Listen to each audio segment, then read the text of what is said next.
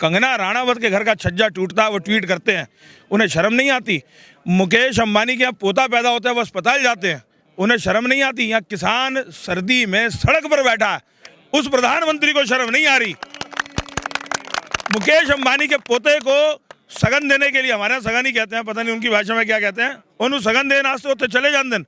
तो यहाँ किसान उनसे 3 किलोमीटर की दूरी पे बैठा है, उनके पास आने का समय नहीं है, और 2000 रुपये देकर किसानों को खरीदते हैं। उनसे पूछो, अगर उनसे पूछा जाए कि धनिया की फसल कैसे होती है ना, सीधे अगर मेरे सामने लो, मैं पूछ लूँ कि धनिया की फसल कैसी होती है और बैंगन का फल कहाँ टकता, तो ये पता नहीं होगा हमारे प्रधानमंत्री को। जो हमें ज्ञान देते हैं ना, जो हमें ज्ञान देते हैं, वो ज्ञानहीन लोग हैं। उन्हें फसल की, आप कृषि मंत्री को लेके आओ और इस पूरी भीड़ में जो सबसे छोटा और अनपढ़ और आपको सबसे कमजोर किसान लगता हो, उसको बाहर निकालो और कृषि मंत्री से डिबेट करा दो। अगर कृषि मंत्री डिबेट जीत जाएंगे, हम धरना खाली करा देंगे।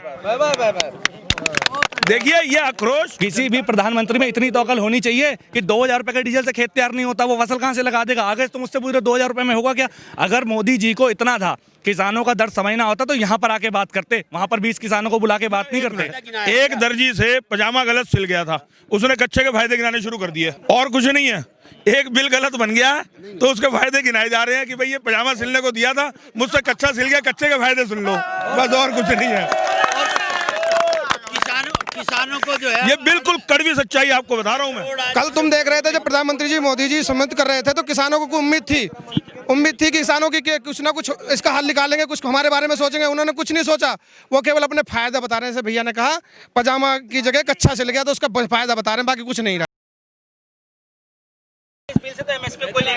वो उनका कहना। आप मुझे एक बात बताओ, आपने आज से पहले भी कई आंदोलन कवर किए होंगे, कोई आंदोलन इस देश में आज से पहले ऐसा हुआ है कि जिसमें कोई चीज दी जा रही है और किसान या कोई भी आदमी मना कर रहा है कि भाई हमें नहीं चाहिए। आज तक जो आंदोलन इस देश में होते हैं, वो किसी ना किसी डिमांड को लेके होता है, हमें ये दे दो, हमें ये दे दो, हमें ये दे दो, हमें ये दे दो। हम कह रहे हैं कि आप जो दे रहे हो, आप बर्फी का डिब्बा लेके आए हो, मुझे शुगर है, मैं नहीं खाना चाहता, मैं बीमार हो जाऊंगा, उसे खा के मुझे नीचे अपने बर्फी का डिब्बा बंद कर लो। भाई इतनी सी बात है, ये समझाने में दिक्कत है। दिक्कत आप इस बिल की समझिए।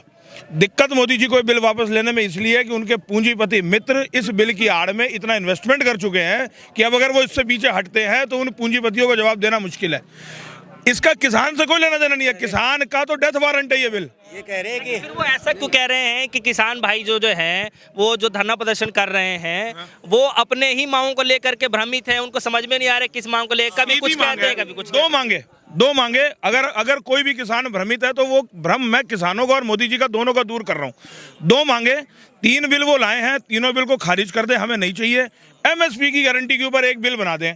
तीसरी कोई मांग नहीं है, वो ये बनाए आज शाम को 4 बजे ये बिल बना दें, 5 बजे आपको ये सारे बॉर्डर खाली मिलेंगे। क्यों किसान भाइयों, 90% खाली मिलेंगे। 90% हमारी 2 सीधी मांगे हैं। अब इसमें आपको देखा, आपने समर्थन मिला, कोई किसान भ्रमित है? कोई भ्रमित नहीं है, भ्रमित ये नेता खुद है। मोदी जी खुद भ्रमित है। लेकिन सर, सवाल यहाँ पर ये है कि एक तरफ जो है उनके नुमाइंदे ये कह रहे हैं कि संशोधन करने के लिए तैयार हैं, किसान भाई 31 दिन से धरना प्रदर्शन कर रहे हैं। ऐसी स्थिति में बीच का रास्ता क्या निकला? बीच का रास्ता बता तो रहा हूँ आपको, बीच का सीधा रास्ता है। उन्हें बिल बनाने का शौक है ना, वो एक बिल एमएसपी पर बना दें, हम उनकी बात मांगने को तैयार है। वो एमएसपी पर बनाए कि एमएसपी से नीचे जो खरीदेगा वो जेल जाएगा, हम तैयार हैं, हम उस बिल का स्वागत करेंगे। मोदी जी के गले में मैं माला डालूंगा। वो कह रहे हैं एमएसपी से तो हमने कुछ छेड़छाड़ी नहीं करी है। भैया ऐसा एक बात बताओ, नोटबंदी में लोगों की जेब से छेड़छाड़ उनके हिसाब से नहीं थी। उन्होंने कहा था कि 50 दिन मुझे दे दो, 50 दिन बाद मैं अगर मैं गलत होऊंगा तो आप मुझे चौराहे पे बुला लेना। ये जनता चौराहे पे बुला रही है, मोदी जी आ नहीं रहे। मोदी जी को किसानों से बात करनी होती है, हम उनके दरवाजे आए हैं, वो कच्छ चले जाते हैं। एक तरफ किसान जो है, आप लोग जो प्रदर्शन कर रहे हैं, 31 दिन से ज्यादा लगभग होने वाला है, और उधर मोदी जी जो है 2-2 हजार रुपए दे रहे हैं, 9 करोड़ के खातों में बैंक जो किसान भाई हैं। तो इससे क्या मतलब मैसेज दिलाना चाहते किसानों के? इधर किसान जो है लगातार जो है एक पे एक मतलब शहीद हो रहे हैं किसान, और 31 दिन से धरना प्रदर्शन कर रहे हैं, घर भी नहीं जा पा रहे, इतनी ठंड कड़ाके की हो रही है उधर। तो 2000 रुपए क्या भाई साहब, 44 जवान, 44 हमारे भाई साथी हमारे इस किसान भाई इसमें शहीद हो चुके हैं। वो किसी माँ के बेटे हैं, किसी के पति हैं, किसी के भाई हैं, किसी के पिता हैं। 44 परिवारों ने अपना एक एक चिराग खोया। उस पर मोदी जी की मुंह से एक भी ट्वीट नहीं निकला या एक भी शब्द नहीं निकला। कंगना राणावत के घर का छज्जा टूटता है, वो ट्वीट करते हैं, उन्हें शर्म नहीं आती। मुकेश अंबानी के यहाँ पोता पैदा होता है, वो अस्पताल जाते हैं, उन्हें शर्म नहीं आती। यहाँ किसान सर्दी में सड़क पर बैठा है, उस प्रधानमंत्री को शर्म नहीं आ रही। मुकेश अंबानी के पोते को सगन देने के लिए, हमारे यहाँ सगन ही कहते हैं, पता नहीं उनकी भाषा में क्या कहते हैं, उन्होंने सगन देने आस्ते होते चले जान देन।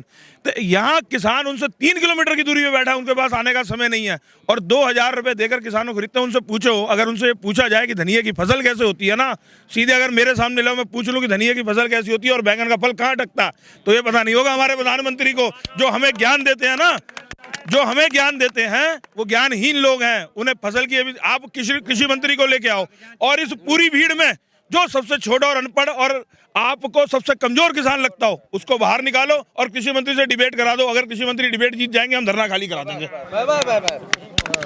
देखिए ये आक्रोश जनता का है। मोदी जी समझे, इसी जनता से ये गलती हुई थी 2014 में जो चुनाव जिताया था, 2012 में, 2017 में, 2014 और 19 में। ये अब समझे, अब हमें फांसी दे तो पी लेते हैं, खत्म करते हैं। ठीक है, तो ऐसी स्थिति में कैसे आप देखते हैं कि उत्तर प्रदेश जो किसान है वो यहाँ पे आना चाहते हैं, लेकिन जगह जगह से खबरें ये आ रही हैं किसानों की ट्रॉली नहीं आने दिया जा रहा है, खुद किसानों को बताता हूँ आपको, मैं स्वयं गदरपुर उधम सिंह नगर उत्तराखंड से हूँ। कल आने पर हमें मेरी खुद पुलिस वालों से धक्का मुक्की हुई है। मेरे साथ लगभग 60 ट्रैक्टर ट्राली और 150 कारें थी और खूब धक्का मुक्की के बाद हम लोग निकल के आए हैं।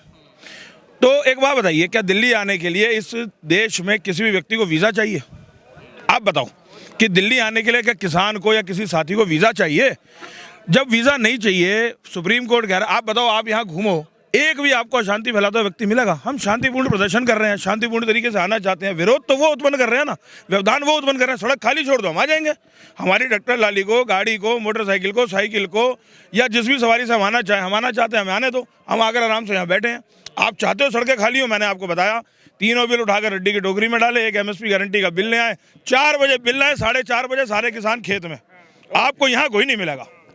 ये किसान, हम इतने खाली नहीं हैं, हमारे पास अपने व्यापार है, इन किसानों के भी परिवार हैं, हमारे अपने परिवार हैं, बच्चे हैं, सब अपने अपने कामों को लगेंगे। जाकर यहाँ क्यों बैठेंगे भाई? उनका तो काम यही है, उनको तो यही काम है। उन्होंने टीवी पर आना है, दिन में 4 बार डिजाइनर कपड़े बदलने हैं, दाढ़ी बढ़िया सी बढ़ा लेनी है, बाल बढ़िया से कर लेने हैं, फिर मीठी मीठी बातें करनी है। मीठी बातों से देश नहीं चलता, आपको काम करना पड़ेगा। मोदी जी ने तो जो किसानों समाधान के बजाय सरकार फायदे क्यों गिनाने में लग रही है इस बिल के? एक भी तो नहीं। एक दर्जी से नहीं मैं 1 मिनट, एक दर्जी से पजामा गलत सिल गया था, उसने कच्चे के फायदे गिनाने शुरू कर दिए और कुछ नहीं है। एक बिल गलत बन गया तो उसके फायदे गिनाए जा रहे हैं कि भाई ये पजामा सिलने को दिया था, मुझसे कच्चा सिल गया, कच्चे के फायदे सुन लो, बस और कुछ नहीं है। किसानों को जो है ये बिल्कुल कड़वी सच्चाई आपको बता रहा हूं मैं। और कानून देखो ना, नहीं अच्छा समझना किसे है भाई? हमारी कोई मांग तो है नहीं जो कि हम समझेंगे कि ये इस वजह से पूरी नहीं हो सकती, हम आपको ये नहीं दे सकते, ये दे सकते हैं। हम तो कह रहे हैं भैया जो बर्फी का डिब्बा खिला रहे हो उसे बंद करो। ये सारे किसान डायबिटिक हैं, इन्हें सबको शुगर है, ये बर्फी नहीं खाना चाहते, हमें बर्फी नहीं चाहिए, बस इतनी सी बात है। बुलाकर वहाँ पर मीटिंग की जाती है और उनसे पूछा जाता है आपको क्या दिक्कत है, क्या कानून सही है, क्या नहीं। जब यहाँ पर लाखों किसान बैठे थे तो यहाँ पर क्यों नहीं आए? यहाँ पर आके बात कीजिए, दिक्कत हमें है। आप किन्हीं भी 20-30 लोगों को वहाँ पर ले जाते हैं और उनसे पूछते हैं, कल साहब पूछते हैं 2000 रुपये में आप करते क्या हो? एक बात बताइए, आगे से वो जिस भी किसानों को लगे वो किसान नहीं थे, वो आपके कार्यकर्ता थे। उन्होंने पहले तो टीचर अरेंज किए, उसके बाद उन्हें पढ़ाया। वो एक प्राइम मिनिस्टर के टीचर भी वो ऐसे किसान थे जिन्हें भी वो लेके आए वो उसे समझा भी नहीं पाए, वो बोलते हुए अटक गए।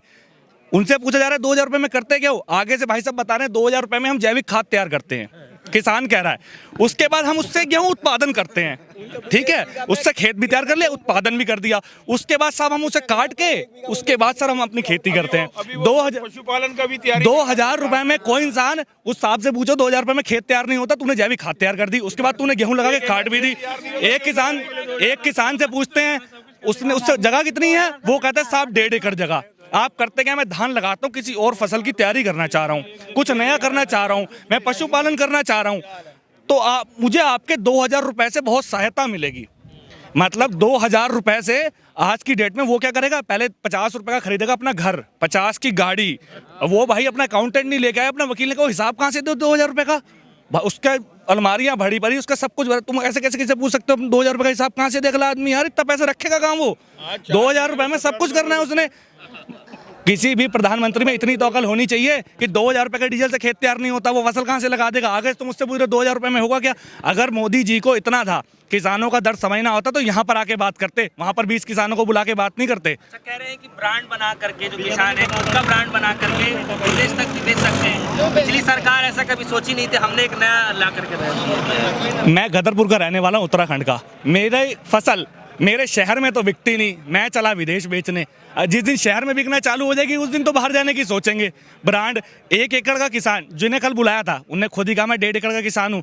1.5 एकड़ का किसान ना अपने पास ट्रैक्टर ट्राली नहीं होती उसके पास, वो किराए पे करके फसल लगाता है, किराए से पहुंचाता है, वो विदेश तक जाके पहुंच जाएगा। वो ये नहीं कह रहे, वो कह रहे हैं तुम लगाना, मेरे आदमी खरीदेंगे, वो विदेश जाके बेचेंगे। वो इनडायरेक्टली ये कह रहे हैं वो समझना हमें है, बेचना विदेश ही है। वो हम बेचे या वो बेचे, हमसे तो बिक पाएगा नहीं, हम इस लायक है नहीं। हमने 5-7 एकड़ की खेती करनी, वो फसल उगानी, देनी इन साहब को है। मंडी में बिकेगी, हमें कुछ मिल जाएगा, MSP पे बिक जाएगी, और इनके हिसाब से चलेंगे तो फ्री में देनी पड़ेगी। तो फिर बातचीत क्यों नहीं करने को? बार बार प्रधानमंत्री मोदी जी आकर कहते हैं कि किसानों के हित के लाया गया है। उधर राजनाथ सिंह जी ये कह रहे हैं कि 1-2 साल जो है इस बिल को लागू होने दीजिए तभी समझ में आएगा। तो कैसे अगर उन्हें बिल समझाना है तो वो किसे समझाएंगे?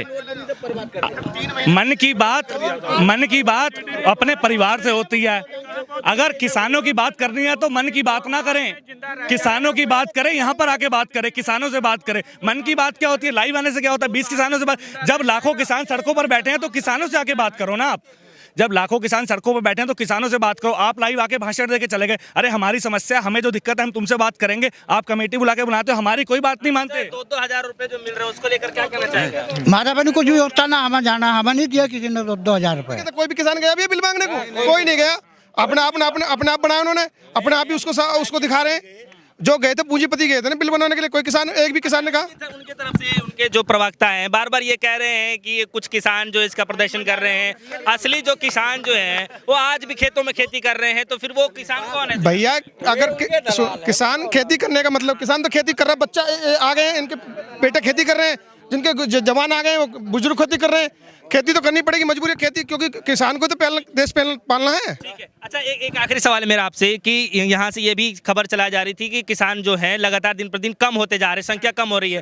तो यहाँ पे जिस तरीके से जो भीड़ देखने को मिल रहा है, क्या लग रहा है कि इससे भी ज्यादा भीड़ थी या मतलब बढ़ रही है? और अभी तो देखना कितनी भीड़ हो जाएगी। यहाँ से जो है ना हरिद्वार तक, इधर हरिद्वार तक, इधर बुलंदशहर जिले तक जाम ही जाम मिलेगा अगर ये रहेगा तो। अगले 2 दिन में करोड़ कल तुम देख रहे थे जब प्रधानमंत्री जी मोदी जी सम्मिलित कर रहे थे तो किसानों को उम्मीद थी किसानों की कि कुछ ना कुछ इसका हल निकालेंगे, कुछ हमारे बारे में सोचेंगे। उन्होंने कुछ नहीं सोचा, वो केवल अपने फायदा बता रहे हैं। भैया ने कहा पजामा की जगह कच्छा सिल गया तो उसका फायदा बता रहे हैं, बाकी कुछ नहीं रहा। तो ये थे हमारे साथ कुछ किसान भाई जो कि यूपी बॉर्डर पे लगातार 31 दिन से डटे हुए हैं, और इनकी जो मांगे हैं वो लगातार यही रही है कि जो सरकार है उसके फायदे ना गिनाएं, और क्योंकि वो ऐसा बिल चाहते ही नहीं थे। अब जो किसान भाई हैं लगातार इसी चीज को लेकर के बैठे हुए हैं कि जो सरकार है अपना या तो कोई नुमाइंदा हमारे पास भेजे, वो बाकायदा समझाए हमें कि इस बिल से क्या क्या फायदे हैं, तो हमें अगर समझ में आ जाए तो ठीक है, वो अन्यथा इस बिल को वापस करें। जब तक इस बिल को अगर ये वापस नहीं किया जाता तब तक ये किसान भाई जो है यहाँ पे डटे रहेंगे, घर वापस जाने वालों में से नहीं है। और उधर जो हमारे देश के प्रधानमंत्री हैं लगातार किसानों को संबोधित करते रहे हैं, और आने वाले कुछ दिनों में ही वो मन की बातें भी किसान भाइयों को लेकर के करने वाले हैं। फिलहाल आगे क्या होने वाला है ये तो आने वाला वक्त ही बताएगा, लेकिन जो किसान भाई है आज भी बॉर्डरों पे डटे हुए हैं, अपनी हक की लड़ाई लड़ते हुए। जुड़े रहिएगा हमारे साथ, देखते रहिएगा DS4 न्यूज़। धन्यवाद।